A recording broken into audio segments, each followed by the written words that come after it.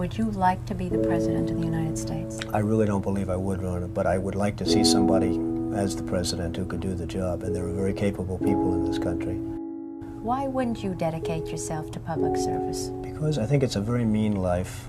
I would love and I would dedicate my life to this country, but I see it as being a mean life, and I also see it as somebody with strong views and somebody with the kind of views that are maybe a little bit unpopular, which may be right, but may be unpopular, wouldn't necessarily have a chance of getting elected against somebody with no great brain but a big smile. This sounds like political presidential talk to me, and I know people have talked to you about whether or not you want to run. Would you ever? Probably not, but I do get tired of seeing the country ripped off. Why would you not? I just don't think I really have the inclination to do it. I love what I'm doing. I really like it. Also, it doesn't pay as well. No, it doesn't. But, you know, I just probably wouldn't do it, Oprah. I probably wouldn't, but I do get tired of seeing what's happening with this country. And if it got so bad, I would never want to rule it out totally, because I really am tired of seeing what's happening with this country, how we're really making other people live like kings, and we're not. You've said, though, that if you did run for president, you believe you'd win.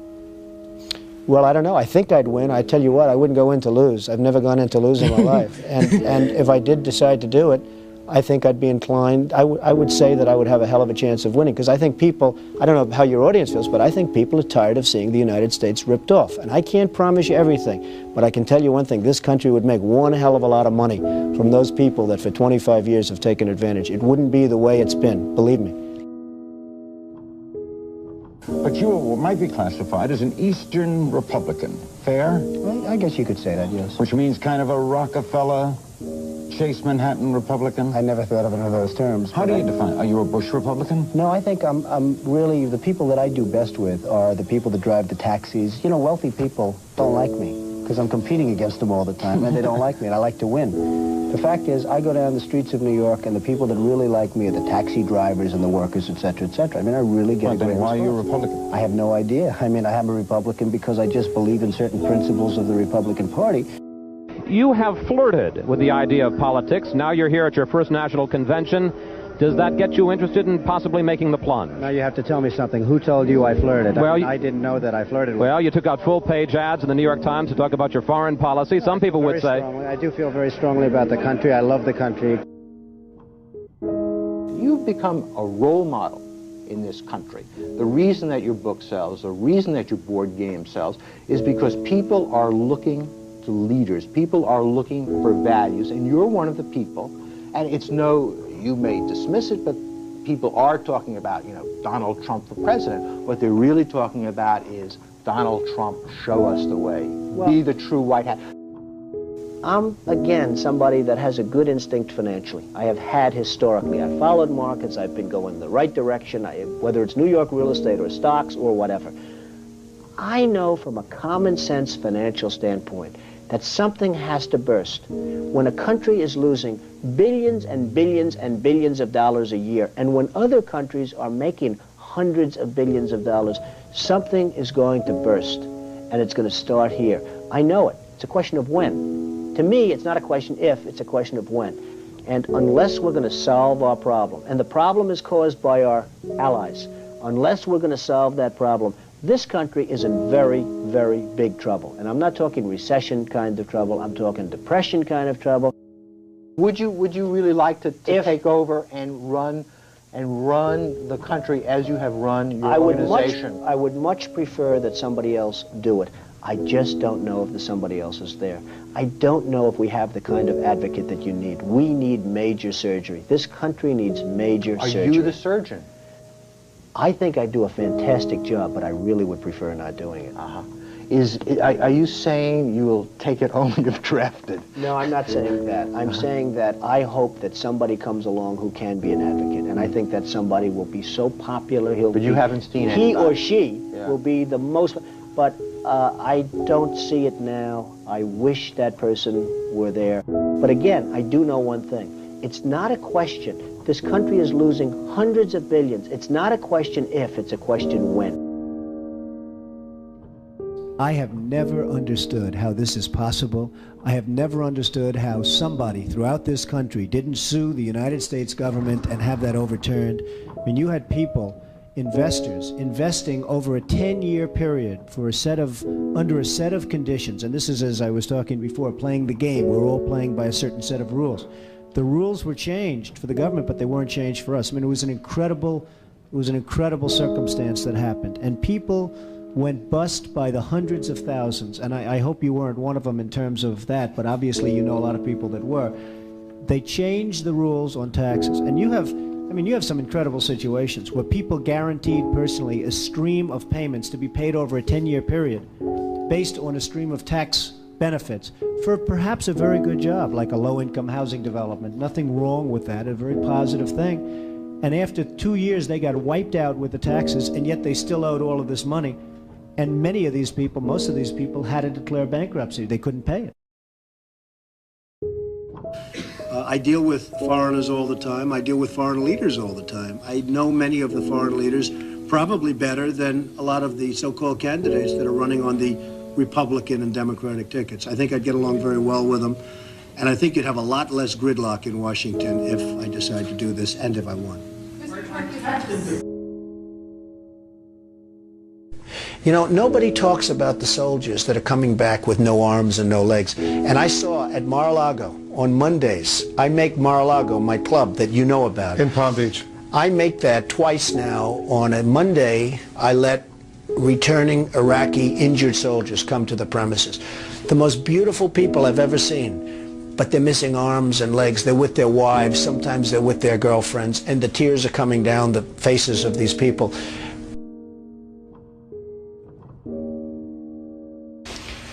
Well, I just hate what's happened to this country. We've gone to a country that's no longer respected. We're in a war that we should have never, and by the way, I'm worse than any hawk there is in terms of military and in terms of defending ourselves. But Saddam Hussein didn't knock down the World Trade Center. He had nothing to do with it. And there were no weapons of mass destruction. The other day, the head of 3M said that President Obama is anti-business. Do you get the same feeling that he does?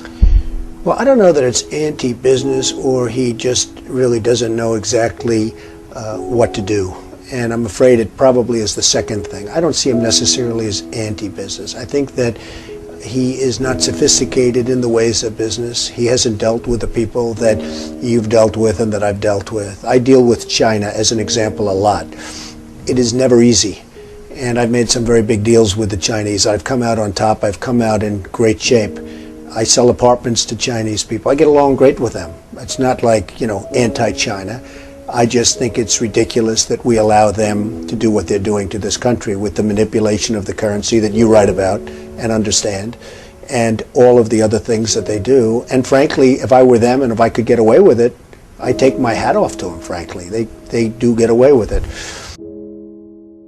And I hire companies all the time, and it's so hard for our companies to compete against Chinese companies. I mean, these companies have such an advantage, whether it's glass for a curtain wall or whether it's, and you use the term because you know what's happened, sheetrock. I mean, they used to give us sheetrock, just give it. And everybody that was unfortunate enough to use Chinese sheetrock had problems. I mean, problems like where people were dying from it. The good news, Steve, our product is much better, but with the manipulation of their currency, it's very, very, very hard for our companies to compete. But I'll certainly do whatever is necessary and however I can help, whether they want me to make speeches, whether they want me to contribute, raise money, I'll do whatever I have to do. We need somebody great as a president.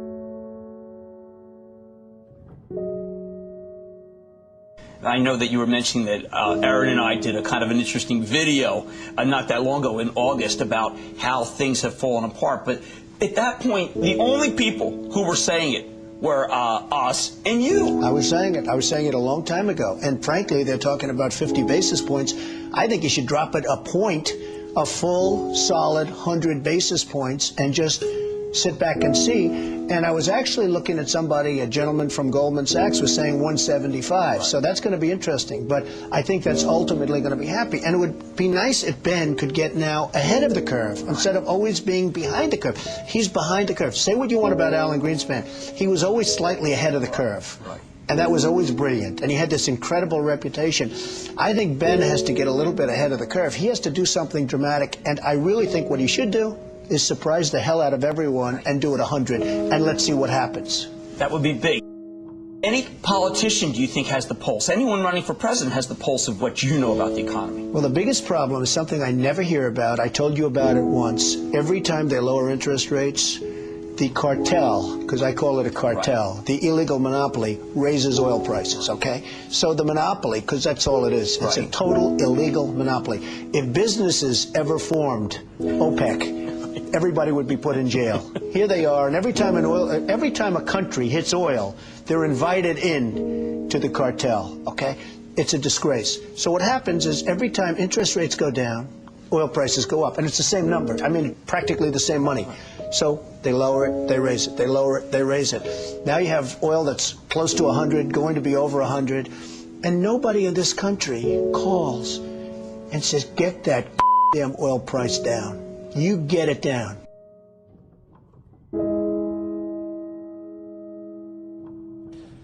But I have to tell you that our country is in serious, serious trouble.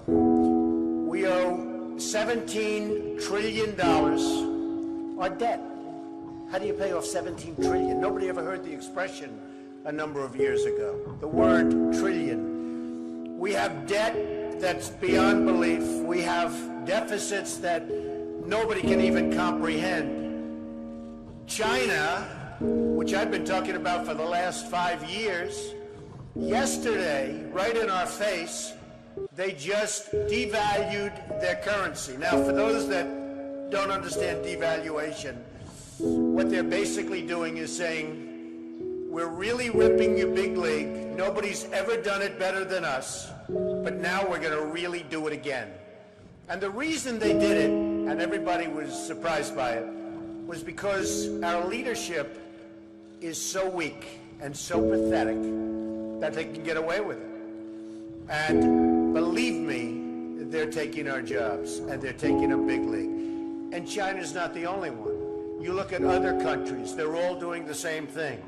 They have no respect for our leader, and frankly, they have no respect any longer for our great country. And it's so simple to solve. What we need is a strong economy. What we need is jobs. Now, you hear these phony job numbers, 6.7%. The 6.7% is probably 21 or 22% real numbers. When you give up looking for a job, it's like they consider you employed. It's amazing.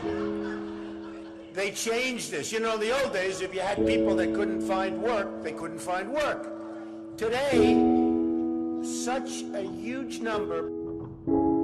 Now you look at what's going on with Afghanistan. You have Karzai that's treating our president like he doesn't even exist. So they make a deal, and I'm not advocating stay, because frankly, I want to build this country. I want to build these schools. I don't want to build a school in Afghanistan, a road going to the school, watch it get built up and then blown up 4 times, and they keep rebuilding and rebuilding, and you go to Brooklyn, New York, and you can't have schools. You go to Iowa, you can't. You go to wherever you go, and you can't have schools. Because we don't have any money, because we're spending it in other places where, frankly, they don't want us, and I don't want them. And it's amazing.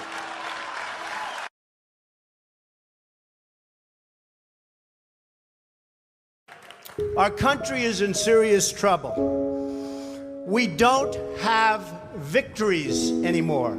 We used to have victories, but we don't have them. When was the last time anybody saw us beating, let's say, China in a trade deal? They kill us. I beat China all the time. All the time. When did we beat Japan at anything? They send their cars over by the millions. And what do? When was the last time you saw a Chevrolet in Tokyo? It doesn't exist, folks. They beat us all the time. When do we beat Mexico at the border? They're laughing at us, at our stupidity. And now they're beating us economically. They are not our friend, believe me. But they're killing us economically. The U.S.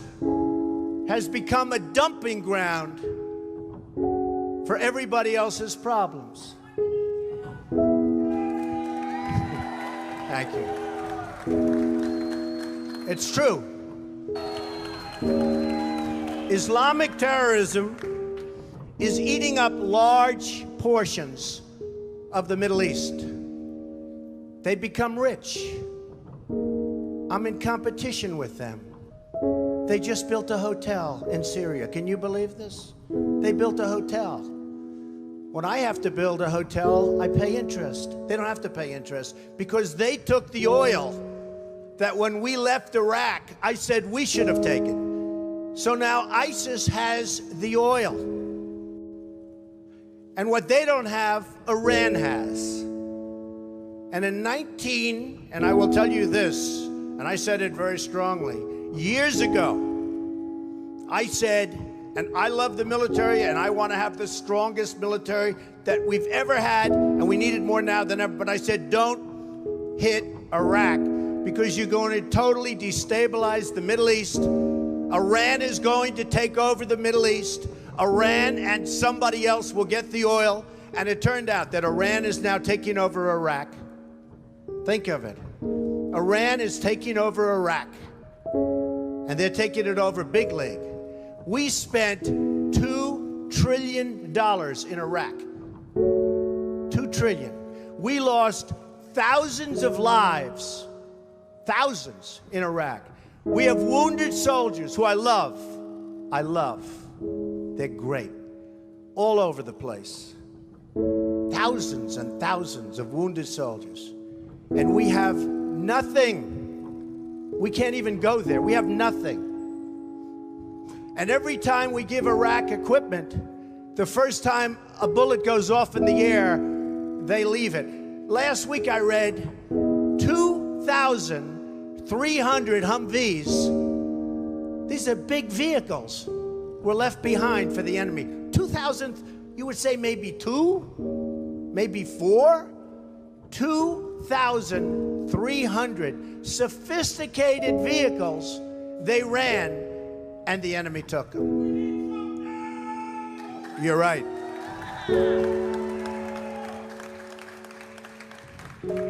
Last quarter, it was just announced, our gross domestic product, a sign of strength, right? But not for us. It was below zero. Who ever heard of this? It's never below zero. Our labor participation rate was the worst since 1978. But think of it, GDP below zero. Horrible labor participation rate.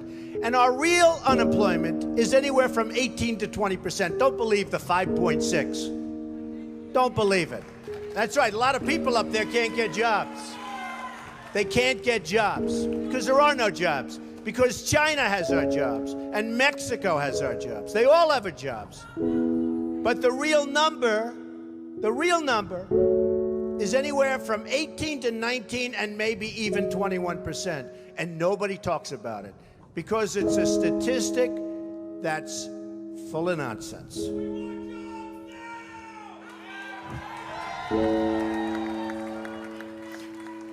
Our enemies are getting stronger and stronger by the day, and we as a country are getting weaker.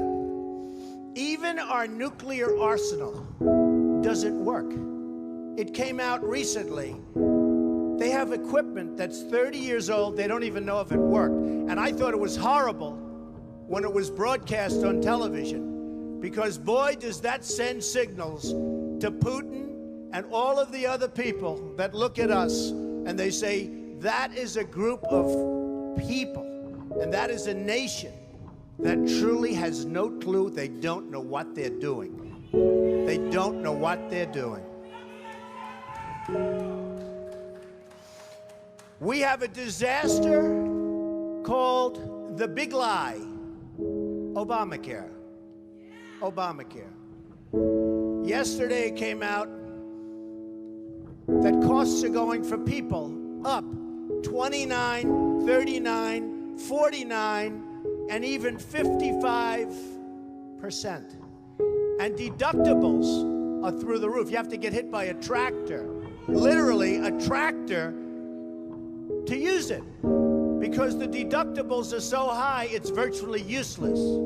It is a disaster. And remember the $5 billion website. $5 billion we spent on a website. And to this day, it doesn't work. A $5 billion website. I have so many websites. I have them all over the place. I hire people. They do a website. It costs me $3. $5 billion website. I have so many websites. I have them all over the place. I hire people. They do a website. It costs me $3. $5 billion website.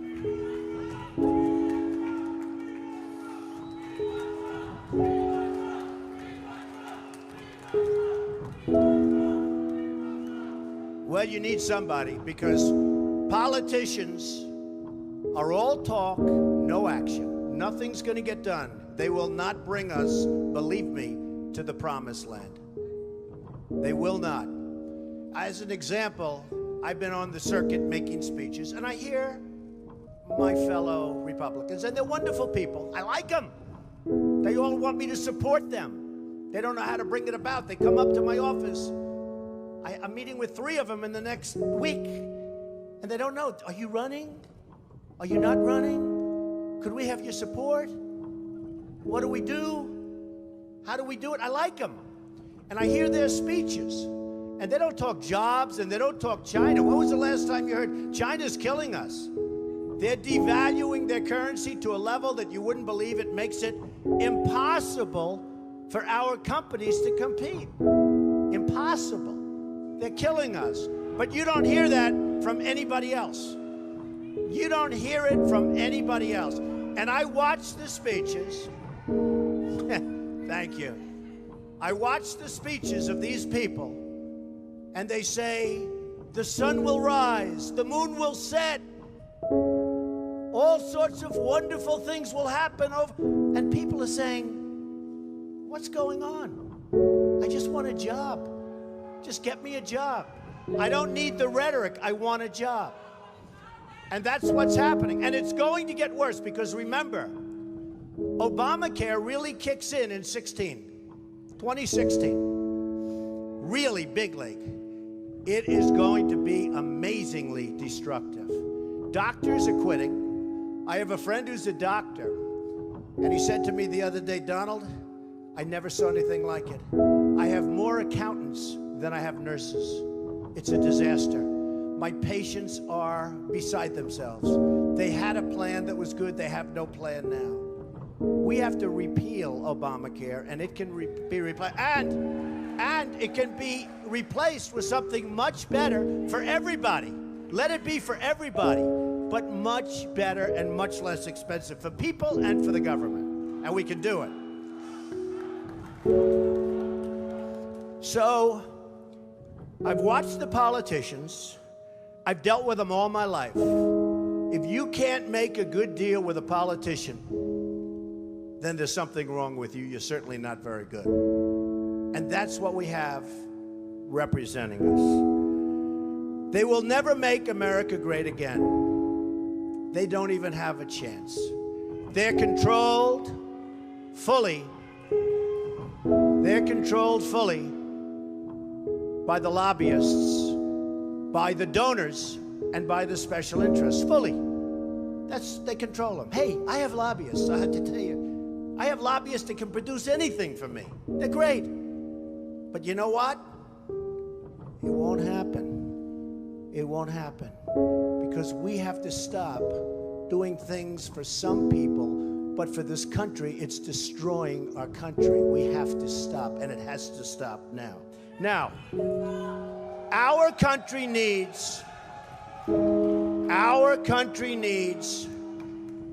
truly great leader. And we need a truly great leader now. We need a leader that wrote The Art of the Deal. We need a leader that can bring back our jobs, can bring back our manufacturing, can bring back our military, can take care of our vets. Our vets have been abandoned. And we also need a cheerleader. You know, when President Obama was elected, I said, well, the one thing I think he'll do well, I think he'll be a great cheerleader for the country. I think he'd be a great spirit. He was vibrant, he was young. I really thought that he would be a great cheerleader. He's not a leader, that's true. You're right about that. But he wasn't a cheerleader. He's actually a negative force. He's been a negative force. He wasn't a cheerleader. He was the opposite. We need somebody that can take the brand of the United States and make it great again. It's not great again. We need somebody.